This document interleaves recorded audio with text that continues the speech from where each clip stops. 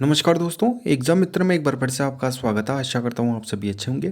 तो दोस्तों, इस वीडियो में हम बात करेंगे मेडिकल स्टोर कैसे खोलें, मेडिकल स्टोर खोलने की प्रोसेस क्या है, कौन एलिजिबल है इसके लिए, कितनी जगह की आवश्यकता है, साथ ही आपको कितना इन्वेस्टमेंट करना रहेगा। सारी जानकारी आपको इस वीडियो में मिलेगी। वीडियो को शुरू से अंत तक जरूर देखिए। अगर आप हमारे चैनल पर नए हैं, चैनल को सब्सक्राइब करिए, बेल आइकन को दबाइए, इससे कि आने वाले सभी वीडियो का नोटिफिकेशन आपको मिल सके। तो दोस्तों, सबसे पहले ये जानते हैं कि एक मेडिकल स्टोर खोलने के लिए हमें किन किन चीज़ों की आवश्यकता होती है। सबसे पहले आपका आता है फार्मेसी का लाइसेंस। तो आपके पास में जब लाइसेंस होगा तो ही आप मेडिकल स्टोर है वो सक्सेसफुली आप चला सकते हैं। सेकंड आपका आता है लैंड रजिस्ट्रेशन। लैंड रजिस्ट्रेशन का मतलब है कि आपके पास में एक शॉप होनी चाहिए, खुद की हो या आप रेंट पे अगर लेना चाहते हैं तो आप रेंट पे भी अपनी शॉप को आप ले सकते हैं। कितने आपकी जगह की आवश्यकता होती है, तो अगर आप एक छोटी शॉप चलाना चाहते हैं तो 110 स्क्वायर फीट आपके पास में मिनिमम होनी चाहिए, और आप एक मेजर लेवल पे स्टार्ट करना चाहते हैं तो 130 स्क्वायर फीट आपकी जो लैंड की स्पेस है वो आपके पास में होना चाहिए। तो ये आपके पास में लैंड का रजिस्ट्रेशन भी होना ज़रूरी है। नेक्स्ट आपकी ज़रूरत होती है registration of medical store business. तो आप मेडिकल स्टोर से दवाइयाँ आप सेल करना चाहते हैं तो उसके लिए आपको अपना रजिस्ट्रेशन करना होता, जो आपके द इंडियन फार्मेसी एक्ट 1948 के तहत आपका रजिस्ट्रेशन है वो किया जाता है।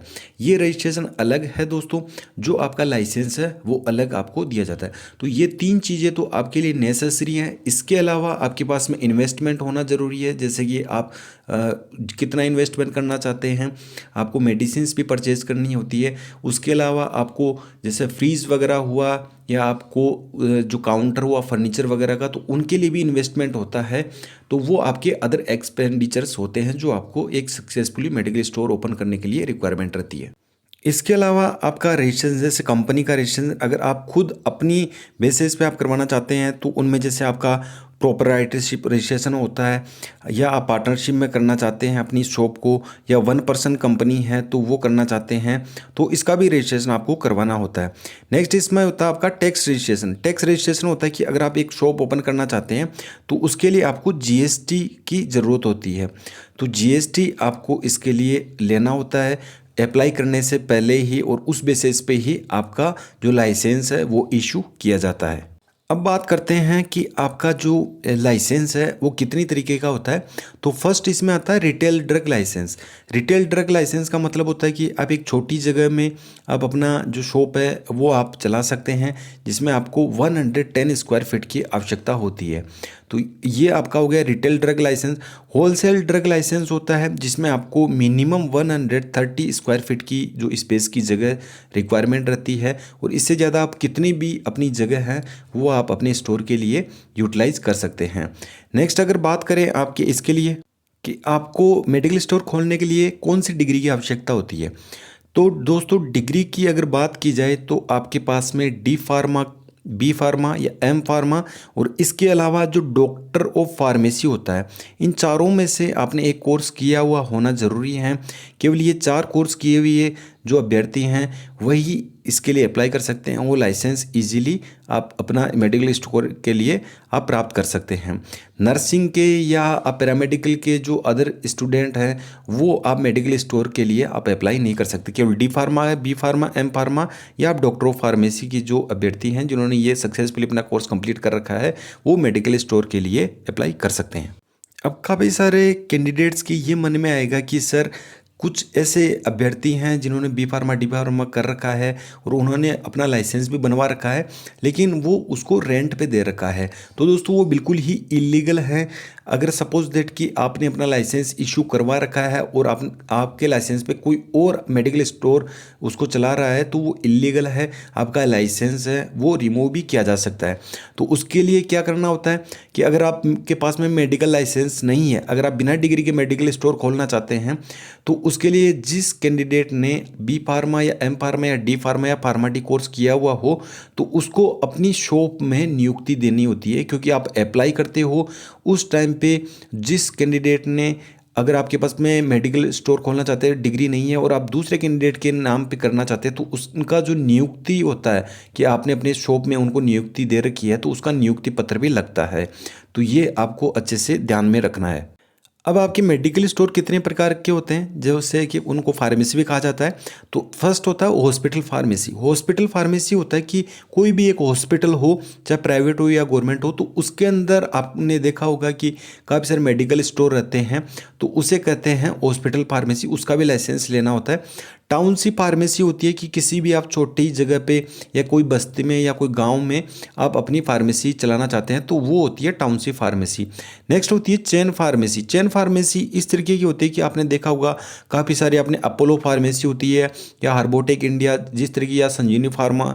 तो इस तरह की जो चेन फार्मेसी होती है उसके भी मेडिकल स्टोर की आप उनसे आप ले सकते हैं और अपना मेडिकल स्टोर ओपन कर सकते हैं। नेक्स्ट होता है आपकी जो मेडिकल स्टोर या फार्मेसी होती है स्टैंड अलोन फार्मेसी। इस प्रकार की जो फार्मेसी होती है वो आपको हर गली मोहल्ले में मिल जाएगी। जैसे कोई किराना स्टोर है वो चला रहा है, लेकिन उसमें वो अपने साइड में ही अपने मेडिकल से रिलेटेड भी वो प्रोडक्ट है वो सेल करता है। तो स्टैंड अलोन फार्मेसी हैं, वो रेजिडेंशियल एरिया या मोहल्ले में आप अपना खुद का मेडिकल स्टोर है वो चला सकते हैं। अब बात करते हैं कि मेडिकल आप स्टोर खोलने के लिए आपको जो लाइसेंस बनवाना है उसके लिए ज़रूरी दस्तावेज कौन कौन से हैं। तो सबसे पहले आपका आता है एप्लीकेशन फॉर्म, जो आवेदन पत्र होता है वो आपको उसकी ज़रूरत होती है। आपका नाम, पता, साइन किया हुआ कवर लेटर एक बनवाना होता है। उसके अलावा आपकी जो फीस होती है वो, और बिजनेस प्लान की कॉपी। बिजनेस प्लान की कॉपी मीन्स ये है कि आप अपना जो शॉप है उसका ब्लू प्रिंट पे आपको देना होता है। और सेकंड आपका कि आपकी कितनी स्पेस है, आप कितनी स्टोर रखना चाहते हैं मेडिसिन्स वगैरह का। और ब्लू प्रिंट ये होता है कि आपको एक फ्रीज की आवश्यकता होती है, एसी की आवश्यकता होती है, और आपका फर्नीचर वगैरह कितना स्पेस रोकेगा। तो इस तरह का ये ब्लू प्रिंट होता है, तो वो आपको सबमिट करवाना होता है। आपका आइडेंटिटी कार्ड या कुछ भी हो सकता है, जैसे कि वोटर आईडी कार्ड, आधार कार्ड, वो सबमिट करवाना होता है। एक आपका 10th का सर्टिफिकेट है वो आपका लगता है। इसके अलावा जो आपने आपकी खुद की जगह है या आपने रेंट पे ले रखा है, अगर आपने रेंट पे कोई भी जगह ले रखी है तो उसका रेंट एग्रीमेंट आपको देना होता है। अगर आपकी खुद की जगह है, आपने कोई शॉप अगर आपकी खुद की है और उसमें आप मेडिकल स्टोर खोलना चाहते हैं, तो उसका प्रूफ भी आपको सबमिट करवाना होता है।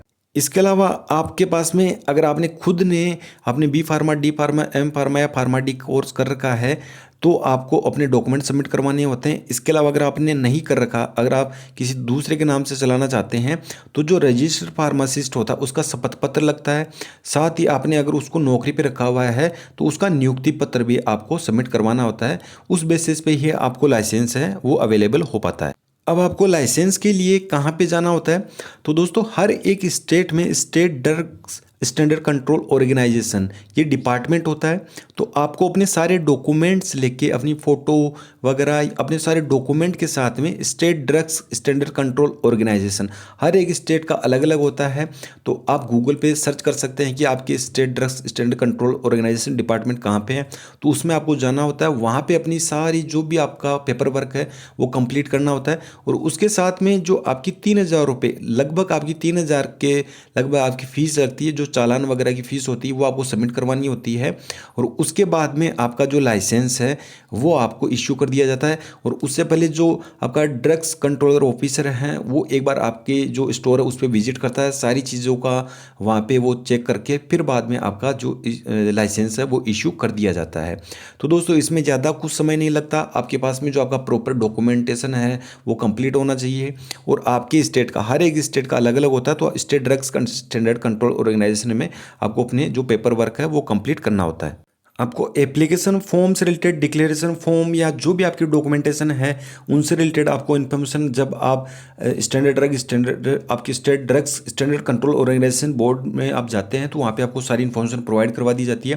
लेकिन उससे पहले आपको अपने जीएसटी के डॉक्यूमेंट पहले से तैयार करने होते हैं। उसके बाद में आपकी जो शॉप के डॉक्यूमेंट है वो आपको तैयार करने होते हैं। और आपके जो आईडी कार्ड वगैरह होता है, शॉप का जो ब्लू प्रिंट होता है, ये नेसेसरी चीज़ें होती है जो आपको बोर्ड में जाने से पहले अपने पास में रखनी होती है, फ़ोटो वगैरह ये। तो ये आपके लिए आवश्यक चीज़ें होती हैं। अब जिन कैंडिडेट ने बी फार्मा, डी फार्मा या आपने एम फार्मा या फार्मा डी कोर्स कर रखा है, तो उन्होंने अपना लाइसेंस तो उनको पहले से मिल रखा है, लेकिन वो इशू नहीं हुआ होता है। जैसे आपने कि अपना कोर्स कंप्लीट कर लिया, लेकिन कोर्स कंप्लीट करने के बाद में आपको अपने जो स्टेट का ड्रग कंट्रोल ऑर्गेनाइजेशन बोर्ड होता है उसमें जाना होता है, और उससे आपको अपना लाइसेंस वो इशू करवाना होता है, जिससे कि आपका लाइसेंस इशू हो जाता है, और उस लाइसेंस के बेसिस पे आप अपना जो मेडिकल स्टोर है वो आप चला सकते हैं। तो ऐसे काफ़ी सारे कैंडिडेट है कि हमने बी फार्मा टी फार्मा अपना कोर्स कर लिया है, क्या हम अब अपना जो मेडिकल स्टोर वो चला सकते हैं? ऐसे नहीं चला सकते, आपको पहले अपना लाइसेंस है वो इशू करवाना होता है, और फार्मास्यूटिकल काउंसिल ऑफ इंडिया की तरफ से आपको जो लाइसेंस मिलता है उसके बाद में आपको state drugs standard control organisation board से भी अपना इशू करवाना होता है। और वो लाइसेंस आपका रिटेल ड्रग लाइसेंस हो सकता है या होलसेल ड्रग लाइसेंस, वो डिपेंड करता है कि आप माइनर लेवल पे अपनी शॉप ओपन करना चाहते हैं या आप मेजर लेवल पे करना चाहते हैं, ये आपके इन्वेस्टमेंट पे डिपेंड करता है। अब इसमें आपका इन्वेस्टमेंट कितना करना होता है? तो दोस्तों आपका 2 से 5 लाख के बीच में आपको इन्वेस्टमेंट करना होता है। उसमें जैसे कि काफ़ी सारी जो आपकी मेडिसिन होती हैं, जो ओटीसी टाइप की मेडिसिन होती है, ओवर द काउंटर मेडिसिन, तो वो आपको नेसेसरी रखनी होती है। वो आमतौर पे सभी मेडिकल की जो शॉप्स होती हैं उन पे मिलती है।